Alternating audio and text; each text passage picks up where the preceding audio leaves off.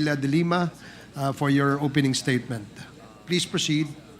Good morning to the lead chair of the Quad Committee, Representative Barbers, to the chairs of the other committees constituting the Quadcom, the members of the Quadcom, members of Congress, and also good morning to the other resource persons invited for today's hearing. Actually po, I have both a statement and a presentation. Medyo mahaba po, and I was advised right before the hearing that I should cut it down. Although mahaba po talagang presentation ko. Best efforts, I will try to abbreviate.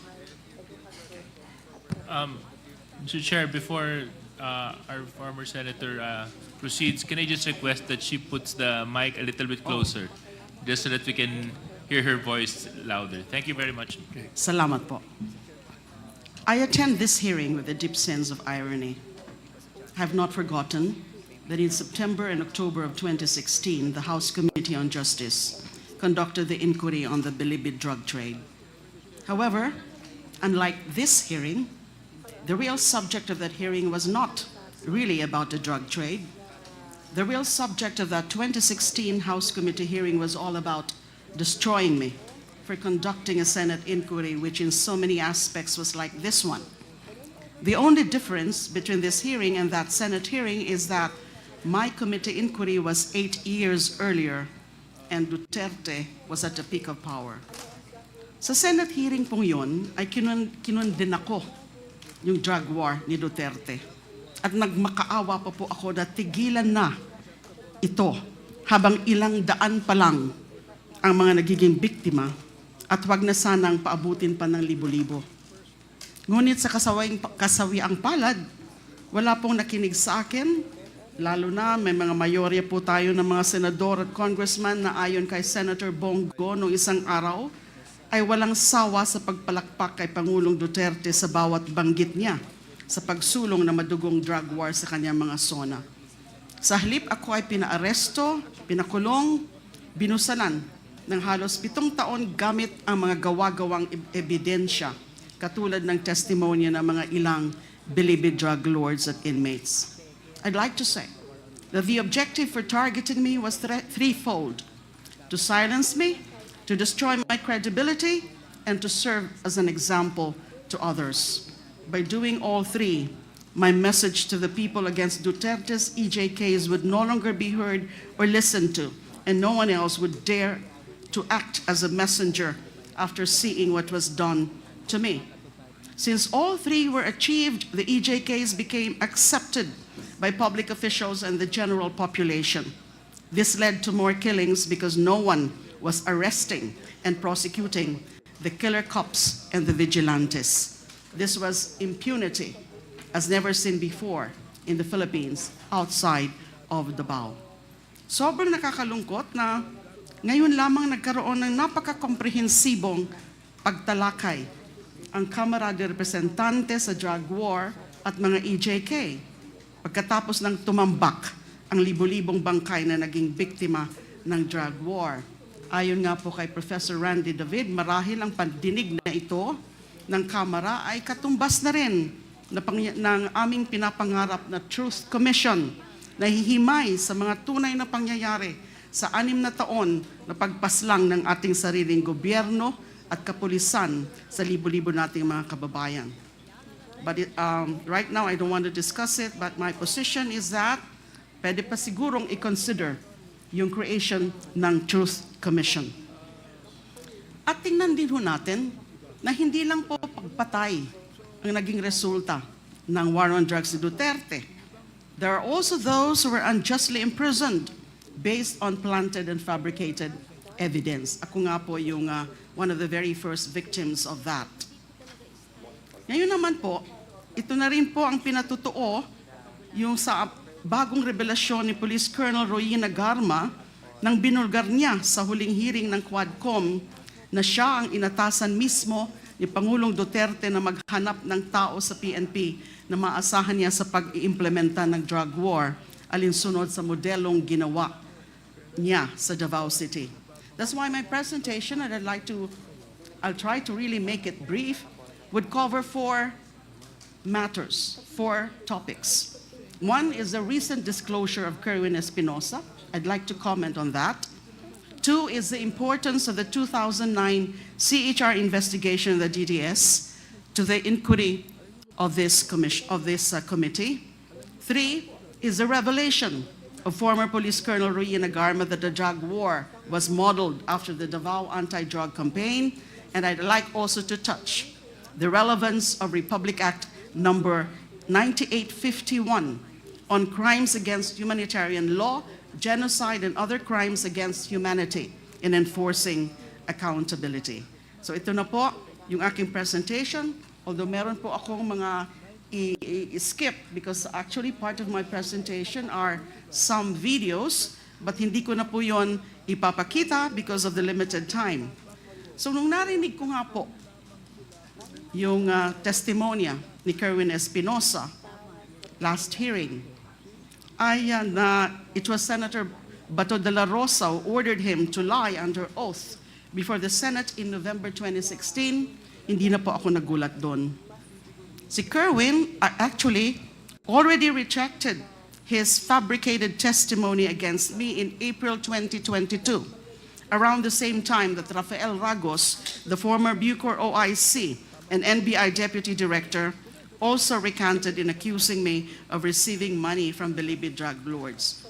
Doon po sa hearing sa Senado ay talaga namang sinabi ko doon na lahat po ng mga sinasabi nila tungkol sa akin, so yung pagiging protector ko daw nung illegal drug trade ni Mr. Kerwin Espinosa ay wala ho yung katotohanan.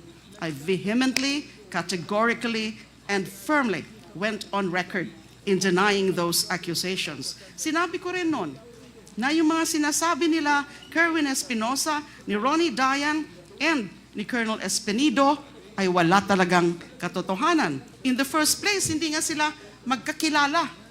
Nauna na nilang sinabi yun before they were presented before the Senate na hindi sila mga magkakilala. Dali lang po. So ngayon po,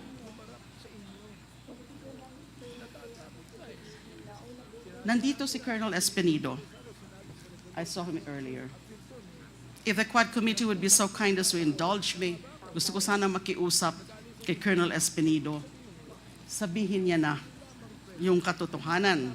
Kasi yung all he said during that Senate hearing was just let God be the witness to my innocence or something to that effect.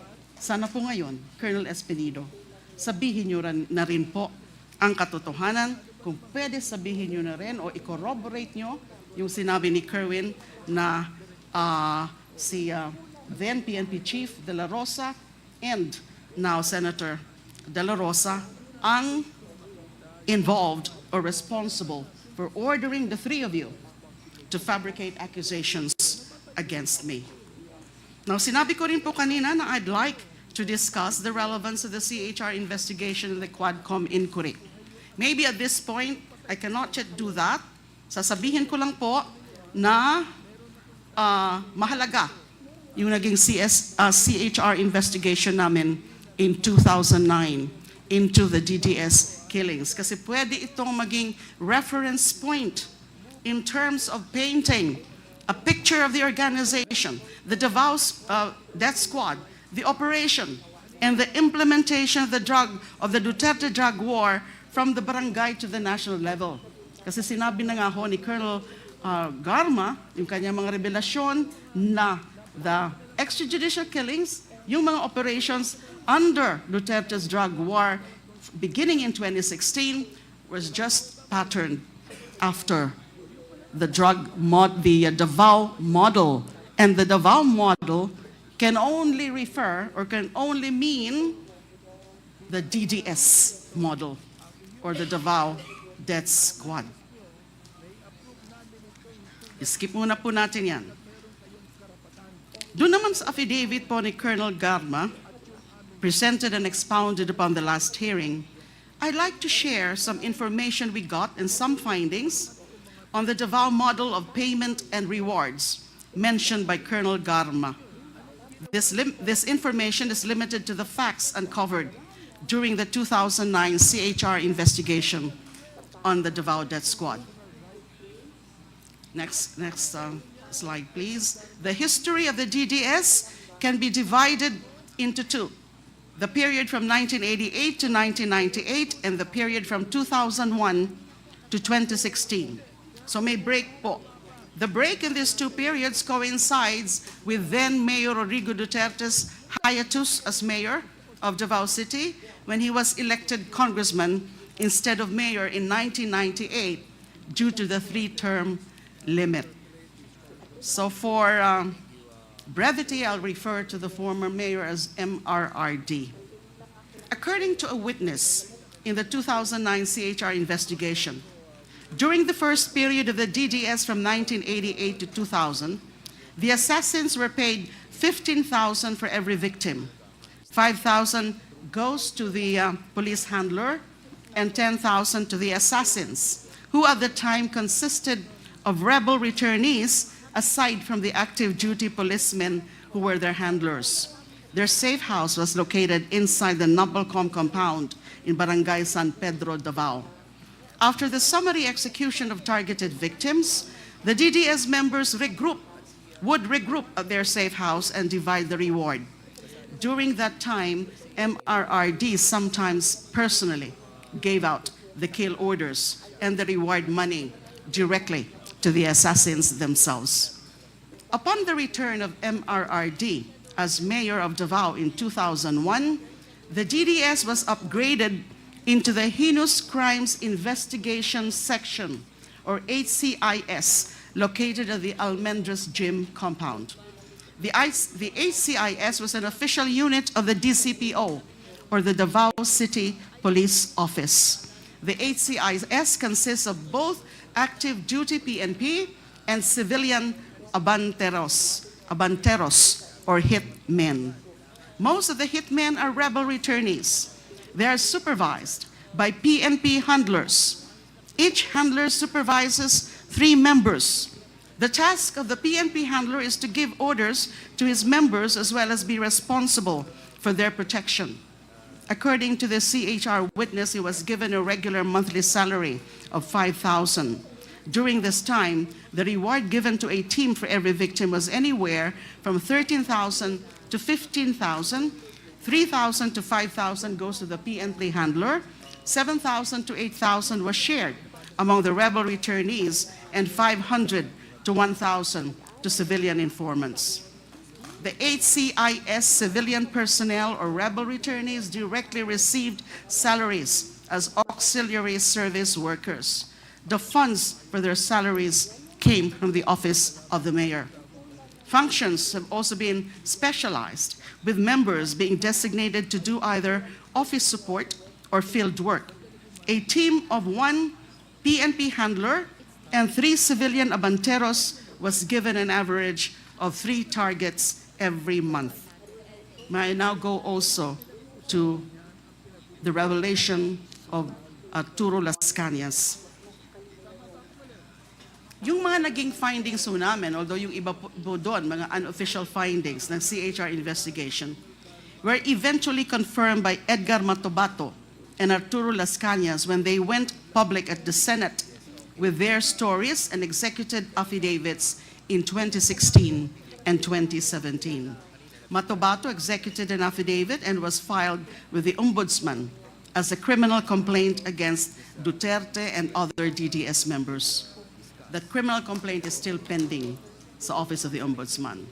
The most comprehensive account on the DDS from its founding in 1988 up to 2016 is the affidavit of Arturo Las Cañas, which was submitted to the ICC. This affidavit consists of 186 pages of gory details on the sociopathic behavior of Duterte as founder and leader of the DDS. Yung 186-page affidavit po yan, actually it was serialized in an investigative or feature story of Rappler in November 2021.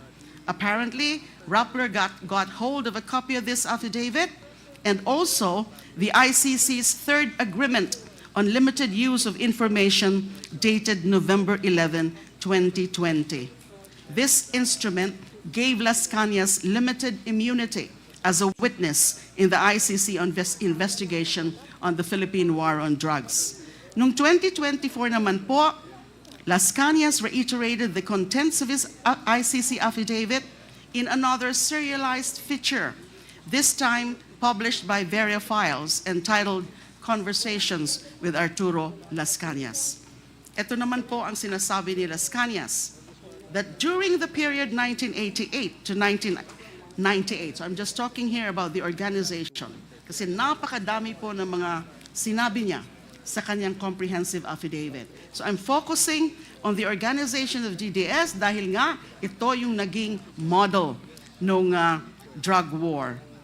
According to Las Cañas' ICC affidavit, during the period 1988 to 1998, when the DDS was constituted as the Anti-Crime Task Force of MRRD, DDS members were paid anywhere from 10,000 to 20,000 for every victim. This was the reward for the ordinary victims. Pag mga matataas naman po, the so-called special project killings, they were rewarded anywhere from 100,000 to 1 million pesos, depending on the status of the target. Civilian hitmen called force multipliers were given 3,000 to 5,000 per victim as their share in this reward. The DDS logistics and finances came from the Peace and Order, or Intel Fund, of MRRD. This includes weekly gas allowance, monthly cash allowance, and Christmas cash gifts. Skip ko na muna po yung iba. Next slide, please. Las Cañas also confirmed the CHR findings on the organizational structure of the DDS under the HCIS, or Heinous Crimes Investigation Section, from 2001 to 2016. And this is as follows. MRRD, alias Superman, as the highest leader and mastermind of the DDS. SPO4 Sanson Benaventura as the logistics, finance, and death clearance feature or officer. SPO3 Arturo Las Cañas as overall team leader for operations and planning. SPO4 Bienvenido Laud as team handler and in charge of the Laud Quarry mass grave. And SPO3 Jim Tan as team handler and in charge of the Mandug mass grave. Actually, mas intricate yung inattach ni Mr. Las Cañas sa kanyang ICC affidavit about the organizational structure of the DDS. What I just mentioned, I just simplified it to show who are really at the top of the DDS hierarchy. Most of the policemen handlers and their respective teams of civilian force multipliers were under the command of Arturo Las Cañas as operations and planning leader of the DDS. So sinabi ko po na that must be the Davao model na binanggit ni Colonel Garma. Finally, by way of just sharing my knowledge, last na po ito, kung pwede po sana. Tungkol na lang muna po sa the law, RA 9851. Kasi hindi po ito masyadong alam ng karamihan.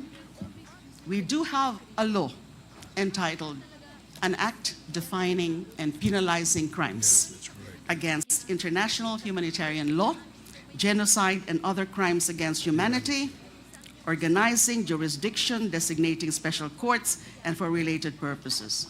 This was enacted in December 11, 2009. It punishes almost the same crimes mentioned in the Rome Statute, over which the ICC has jurisdiction. RA 9851 was enacted almost 2 years before the Philippines finally joined the ICC on November 1, 2011, after the Senate ratified the Rome Statute in August 2011.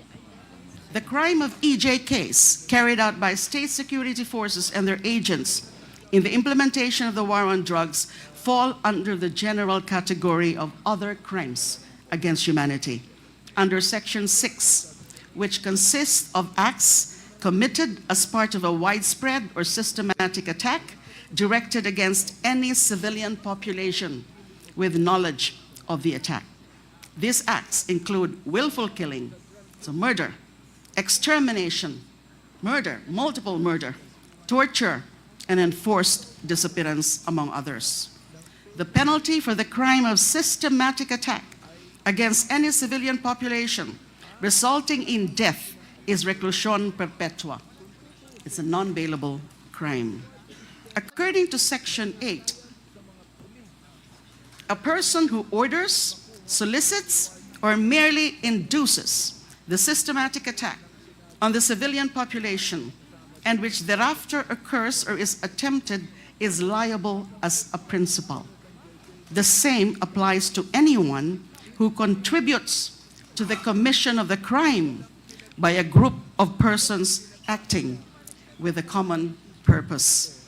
Section 9 provides that official capacity as a head of state or government shall in no case exempt a person from criminal responsibility under this act, nor shall it in and of itself constitute a ground for reduction of sentence.